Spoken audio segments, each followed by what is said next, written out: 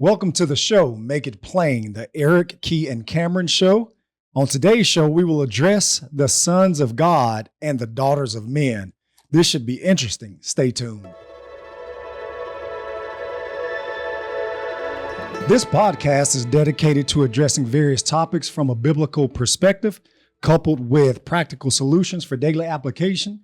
In essence, we want to take the Bible, which is relevant for all that we need and in this life to come, and the one to come, 2 Peter 1:3, and just make it plain.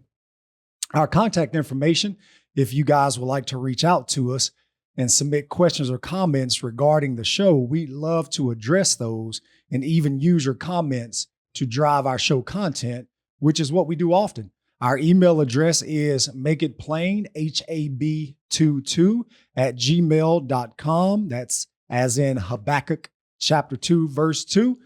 And today's episode is about the sons of God and the daughters of men. Now, we received a request to discuss this. We received an email question asking us about Genesis chapter 6 and what does that mean? And as we jump into this, I want to go ahead and read this for our audience. Hopefully you have your Bible with you. But in Genesis chapter 6, it reads, "And it came to pass when men began to multiply on the face of the earth, and daughters were born unto them, that the sons of God saw the daughters of men, that they were fair, and they took them wives of all which they chose." And so the question is, who are the sons of God and the daughters of men? What have you guys heard? Like, what have y'all heard? What are the various positions y'all have heard about this passage? You know, me, first thing I think about is giants. Because as you see in verse 4, everybody always say, hey, well, this is where angels came down from heaven and had sex with women. But, you know, we discussed about angels. Can't remember how long ago it's been since we had that episode. But knowing that when it comes to angels, they are beings that don't have sex. So I don't know where they even get that point from. So that's the Nephilims. Boy, I can't even say it. Nephilims. the Nephilim. I just thought, you know how stuff come into your mind, man. With somebody you hear so, and you said giants. Mm-hmm. I wonder if the people that came up with that view, they San Francisco Giants fans or New York Giants fans. Ain't no telling. Well, no.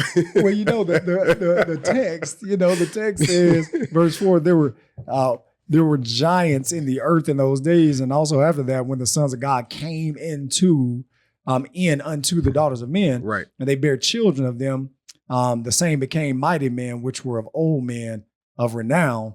And so the giants were in the land at that time. I think we'll discuss that, but right. But as we talk about the context of the passage, I think the context is extremely important in this. So, but to answer your question though, but I have heard a similar view about the sons of God and the daughters of men, and then from that union. Mm-hmm. Giants or very tall, people from that. So yeah, pretty much the same idea. Yeah, and going back, I've heard that same position, right, that you had the sons of God as angels who came down and had relations with human females, human women, and their offspring were giants. Right. And, but I then too, now obviously, you start out with the wrong premise, you're gonna get the wrong conclusion. Right. But we do know in other passages in scripture, like Job 1:6, that the angelic beings were referred to as the sons of God. Oh, sure. You know what I'm saying? So that's I mean, and we'll talk about that. Right. Christians are called sons of God. Right. So we'll look at, but I think we have to understand this context. Absolutely. So if we go back to Genesis chapter 6 and notice verse number 5 through 7, and I think this sets context for what we're dealing with here. And God saw that the wickedness of man was great in the earth, and that every imagination of the thoughts of his heart was only evil continually. And he repented the Lord that he had made man on the earth, and it grieved him at his heart. And the Lord said, I will destroy man, whom I have created from the face of the earth, both man and beast and creeping thing and the fowls of the air, for repented me that I have made them. And so in this time, there was a great wickedness. There was a great wickedness that was happening. And by the way, Noah lived during this time. Verse number 11. Yeah. Verse number 11, the earth also was corrupt before God, and the earth was filled with violence. In verse number 12, we could go on as far as that context. And God looked upon the earth, and behold, it was corrupt, for all flesh had corrupted his way upon the earth. But going back to verse number 8, sound like now. Man. It's like, when was this written? Yesterday. Was it written yesterday? Exactly. Listen. So in verse number 8, but Noah, in the midst of all this, Noah found grace in the eyes of the Lord. And so Noah walked with God. He had his 3 sons. He had his wife. They had their wives. And Noah lived during this time of abundant immorality. And so setting the context of that, in verse number 1, it came to pass when men began to multiply on the face of the earth and daughters were born unto them. It was a very wicked time. You know, it was a very wicked time here. And so then I think we have to also consider the only 2 people that we see up until this point who have a very distinct lineage. I think we need to consider that too. Now, again, you know, when we're dealing with difficult passages, right? We got to do our very best to deal with them and exegete them. I think we were talking about, you know, a couple weeks ago, we were talking about, you know, understanding number one, that a passage is not going to contradict another passage, right?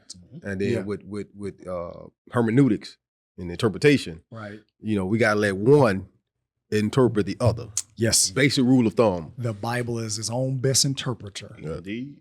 And so we look to that. Can we go to Genesis chapter 4? Let's jump back a couple chapters. And so I want to look at these 2 men, because these are really, like, when we consider how the world progressed, you know, through 2 people, like Adam and Eve and their children. And their children. Because this is a whole different argument that God created other people other than Adam and Eve. Have y'all heard that? Mm-hmm. Yeah. Because they were like, who did Cain and Abel, who they sleep with? Did they sleep with Eve? You know, and did they sleep with their mom? But we know in the obituary chapter, Genesis chapter 5, we know that Adam and Eve had sons and daughters. Yeah. Other children. Yes, and they lived for years. Yes. They could have had kids throughout the course of those hundreds of years that they lived. Mm-hmm. So they had several sons and daughters, and we know that that's the way the earth was populated. Now, again, this is not a conversation about genetic mutations and incest and all that kind of stuff. You know, we know that the world was pure. The human race was pure. There weren't any mutations, anything that would disrupt or, you know, the human genome. So, and I'm not a scientist by any regard, so I'm going to stay away from that. But going back to Cain, I want to look at Cain, Genesis chapter 4, verse 16. Genesis 4:16. And Cain went out from the presence of the Lord and dwelt in the land of Nod on the east of Eden. Cain knew his wife. She conceived and bare Enoch. And he builded a city and called the name of the city after the name of his son Enoch. And Enoch was born Ired, and Ired begat Mehujael, and Mehujael begat Methusael, and Methusael begat Lamech. And Lamech took unto him 2 wives, and the name was one was Ada, and the name of the other was Zillah. And we can go on and on. There's up to verse 24, we have Cain. But then in verse 25, notice this. And Adam knew his wife, and she bare a son and called his name Seth. So we've got Cain and we've got Seth. Right. Right.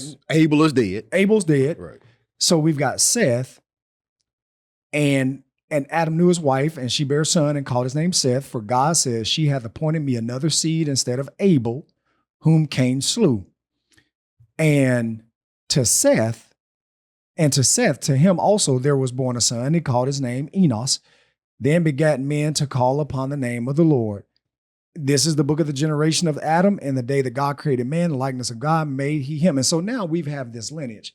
So these are, other than the chapter 5, the two men that we only have a lineage of is Cain and Seth. And so I think this is kind of setting the context for, because it is mentioned that God had replaced Abel because Cain slew him. Mm-hmm. Cain slew Abel. And so I think this sets the context for who the sons of God and the daughters of men are. Again, admittedly, this is a passage we're going to do our very best to explain, but I think there are some very fanciful positions that we could just be like, no, that can't be that, But, to make an extreme identification, we'll do our best. I kind of want to go back to what you were saying, Cam, sons of God. Job chapter 1, verse 6. And if we can go over there, and I have one of y'all read it, if y'all mind. Job 1:6. Like Bible class, whoever get to it first. I know. All right, I'll take care of it. Uh-huh. Now, there was a day when the sons of God came to present themselves before the Lord, and Satan came also among them. And then in chapter 2, verse 1, and there was a day when the sons of God came to present themselves before the Lord, and Satan came also among them to present himself before the Lord. So there are times where, now, who are these sons of God? When we talked about angelology, I forget which episode that was, but when we talked about angelology, we described and we identified the sons of God here in the book of Job as being those angelic hosts. They were the sons of God. They came during the time, and Satan also came. And so, yes, it seems that angels were called the sons of God, but even in Job 38:7, they're called the sons of God. Right? The sons of God. But that's not the only time, this phraseology is used, sons of God. Mm-hmm. As a matter of fact, in Hosea chapter 1, verse 10, the Jews are called the sons of God. Yep. God's people are called his sons. So, we can't just, I don't think in this particular study of sons of God and daughters of men, I don't think we can just nail down that the sons of God in Genesis 6 were angels, because we know that sons of God, and I'm gonna go to Hosea, and then even believers, according to John chapter 1. Yes, to them gave he power to become the sons of God. Yes. 1 John chapter 3, mm-hmm. It did not yet appear where we shall be, mm-hmm. But we shall be the sons of God. Yes. So like you say, it's a I want to say comprehensive term. Yes, it is. That covers all of God's. Right. All those that belong to God, or at least those who are in a covenant relationship with him, because Absolutely. We know that mankind, just by creation, are children of God. Absolutely. Because in 1 John 4:20, how can you say love God who you've never seen, but hate your brother whom you have seen? Now, John is not just saying you hate your brother in Christ. Mm-hmm. That would apply to you hating any men. So you can't use 1 John 4:20 and say that only applies to Christians, because now what you've done by implication is that you have approved the hating of non-Christians. Yeah.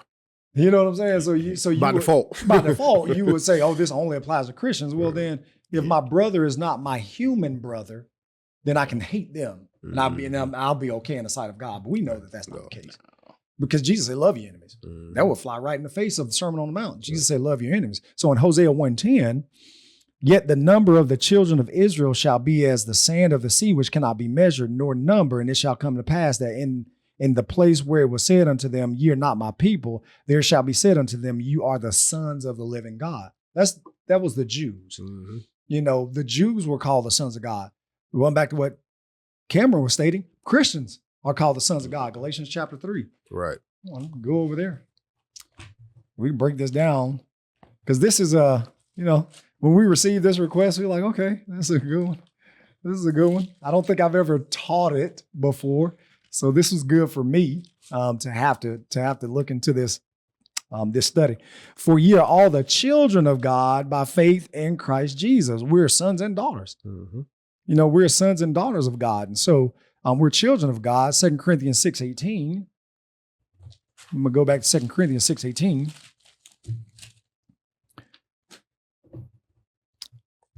And I will be a father unto you, and you shall be my sons and daughters, saith the Lord Almighty. So the idea of sons of God is a comprehensive term that is not exclusive, right, of angels, right? John 1:12. That's what I was referring to earlier. Yeah, John 1:12. Right. You read it. But as many as received him, to them gave he power to become the sons of God, even to them that believe on his name. That's what you said at first. Oh, okay. I thought I said 1:11. No. Okay. Yeah. I think you said 12. Oh, no, okay. I think you just said 1 John. Okay. I mean, excuse me. I think you just said John chapter 1. Okay. Yeah. But in verse 12, that's great. But so that's a comprehensive term, and I don't think we can, nail down that it's just angels. Were angels called the sons of God? Yes. But also those who were in an approved relationship with God were called sons of God. And I think, going back to our position or me mentioning Cain and Seth, I did that for a reason, because Cain is identified as the one who slew Abel. Like, he was identified as the one who had this evil disposition and this propensity to murder, and God had protected him with a mark lest, people kill him. But Seth is seen to be, one who is good and righteous. Hit the restart button. Right. Yeah, exactly. He replaced Abel. Yeah. He hit the reset button on righteousness because he replaced Abel, who we know, according to Hebrews chapter 11, Right. had pleased God, by his faith. Right. By faith, Abel pleased God. Cain didn't. Mm-hmm. And so Cain's name is always connected with. But it's funny, it's just certain things we learn, like from creation and Vacation Bible School. Like, we know about creation. Right. We know about Adam and Eve. We know Cain killed Abel, but then some kind of way along the way, Seth gets lost. Yeah. You know what I'm saying? Like, Seth, you rarely hear people talk about Seth and his descendants. Mm-hmm. So it's like, we know about Cain killing Abel, but sometimes it doesn't even register with people about Seth and his descendants. Right. Yeah. Exactly. Which is why I think the context of Genesis 6, we go back to Genesis 4 and look at, because we see these two prominent, men after Abel was killed.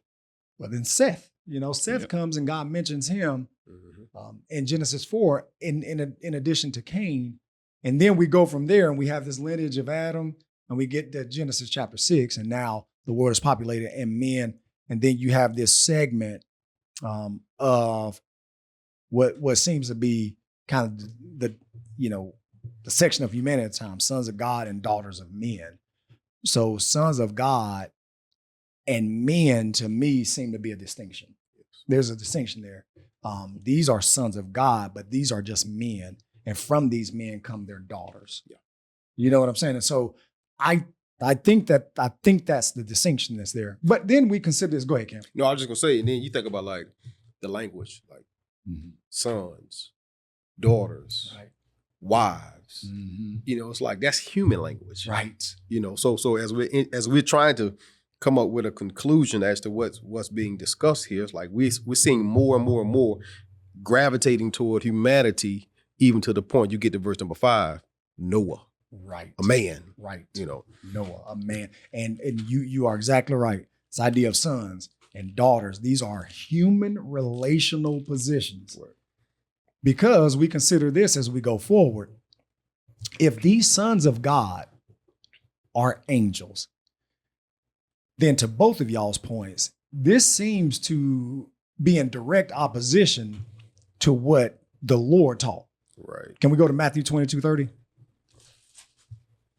And again, the reason we're looking at these passages because we want to make sure that we're providing sufficient, references to this and not just flying through it. Because this was a good question. Again, I think it challenged me a little bit because I'd come across this and had conversations, but I never taught it. You know what I'm saying? That's something you really talk about a lot. It's not something you run across often. And so, it's not something that plagues the church, or it's not something that's doctrinal, or it's not anything that I've really been questioned about in detail. It's kind of one of the questions that you're glad somebody don't ask you in the Bible study class. They'd be like, because it's a lot you have to consider. You can't just answer on the fly. You gotta. That's the one that put you on the rabbit chair quick. You be like, you be looking. Yeah. It's like, where'd that come from? So this was a good study, at least for me it was. Yeah. Matthew 22:30. For in the resurrection, after they asked, in the resurrection, whose wife will she be? This woman who had been married to these brothers, and she didn't have a child by any of them. And so, man, y'all ever thought about that? Yes, yeah. Man, like, think about it. What if you were the third brother? Right. Like the first brother could have died old age. Yeah. Second brother could have been accident. Yeah. But the third, fourth, and go on. Like, wait a minute. My question is, how close were them brothers in age? That was my question. I always think about, man, what was she cooking? Anything. All these brothers want her. But it was Old Testament.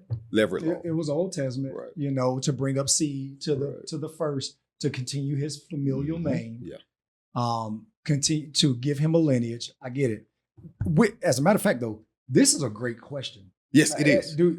Do y'all see it? Do y'all see this question as a rebukable? I thought it was a great question. But I think about another way too. Like verse 23 says, the same day came to him the Sadducees, which say there's no resurrection. I know.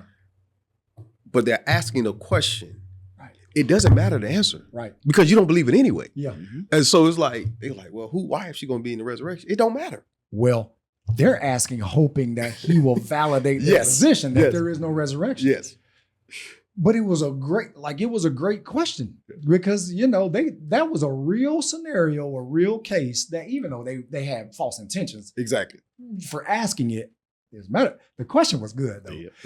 And Jesus, the master teacher, he says in verse 30, for in the resurrection, they neither married nor are given in marriage, but are as the angels of God in heaven. So if angels, Genesis 6:2, are marrying, then that seems to fly in direct opposition of what Christ taught about angels and their ability to reproduce, because we know that down a few verses later, they went in unto the daughters of men and they had children. Right. So that flies in the face of what Jesus taught. Yeah, I hear some people try to explain it and say, well, these are fallen angels. And since they're fallen angels, they can do, they are, I'm like, man, that still don't. Right. That's a big stretch. And we're not denying giants existed. Oh, we know. You got Goliath and his brothers. Yeah. The Philistines were known. The children of Anak. Right. Tall people. Right. Yeah. And as a matter of fact, Goliath was the shortest. Yes. Goliath was the shortest one. Can you imagine that? And I think if you measure out a cubit, he would have been somewhere between 9'2" and 9'6". Yeah. You talking about, you sometimes you see these families got a lot of, big sons, stuff like that. They be like, boy, you got a football team or a basketball team. Can you imagine somebody seeing Goliath and his brothers? You'd be in the NBA. They'd be locked down the league. They would lock the league like down. Space Jam. The Monstars. Show what it'll be. Be on contract. Don't even go to practice. Well, they'll be the Monstars today. That would be amazing. I would like to see that. Right. But even the Monstars got beat by the GOAT. That's another episode. Absolutely. But amen. So Space Jams, MJ, the GOAT. But then we consider. So you look at giants, and going back to, because we've all heard that position, that the giants were supposed to be the offspring of male angels and human women. But if we notice the grammatical construct, go back to Genesis 6:4, notice the construct. there were giants in the earth in those days, and also after that, when the sons of God came in unto the daughters of women. So the grammatical construct doesn't even support the idea that these giants were the product of this union between angels and human women. Again, the giants appear to have already been on the earth when these supposed angels came in unto these women. So when you look at after that, it's also after that. After what? After giants were already dwelling in the land, that's when the sons of God married, which we see Matthew 22:30. That is not, that's not what is happening. Jesus said that they don't marry, neither are they given in marriage. So the giants were already in the land before this supposed union, before angels and human daughters. Let me add something to that while we're here. We was talking about earlier about the context having words like sons, daughters, wives, men. That's human language. And so we're going closer and closer. So by the time you get to verse number 5, the man that's represented is Noah. Yes. But then you mentioned something earlier about context. Notice how chapter 5 concludes. And Noah was 500 years old, and Noah begat Shem, Ham, and Japheth. Chapter 6 starts off by saying, and. In other words, it came to pass. A continuation. You know what I'm saying? So and is a continuation of chapter 5. Right. And so chapter 5 ends with the same person in chapter 6. Absolutely. Noah. And so, and going back to our earlier point, Noah is in the midst of this. This is in verse number 8, it's not the first time Noah begins to exist. Exactly. So Noah is already in the midst of these giants, these supposed angels having these relations with human daughters. Like Noah is in the midst of all this, if that in fact is what's happening. But just like you stated, Cameron, the bottleneck begins to be you see that God is saying, hey, listen, Genesis 3:15. I will put enmity between thee and the woman, and between thy seed and her seed, and it shall bruise thy head, and thou shalt bruise his heel. He's talking to humans, right? Adam and Eve. Yes. That God was going to save the human race through their seed. And then we start to see from Genesis 3, the fall, and how the fall progresses, and to the point that God has to destroy everyone except 8 souls. I think so. One of y'all mentioned something about Genesis 5 being the human obituary. Yes, the obituary chapter. Yeah, the obituary chapter. Yeah. So you think about it. So chapter 6, verse 1, and it came to pass when men. And so then you go back to chapter 5, you start seeing all of these different men being born. Men, their descendants. Men. So, we see the progression toward men, humanity. And then even after you get past Genesis 6, it's the same thing. Yeah. So if we concluded, it would be our conviction, and I think this best explains it, that the sons of God are Seth's offspring, the daughters of men would be Cain's offspring. I think that's the best conclusion. Listen, it's the best we got. We appreciate you guys tuning in with us. If you'd like to reach out to us, submit questions or comments regarding the show, we love to address them. Make it plain, hab22@gmail.com. May God bless you and keep you as you seek to conform your will to his.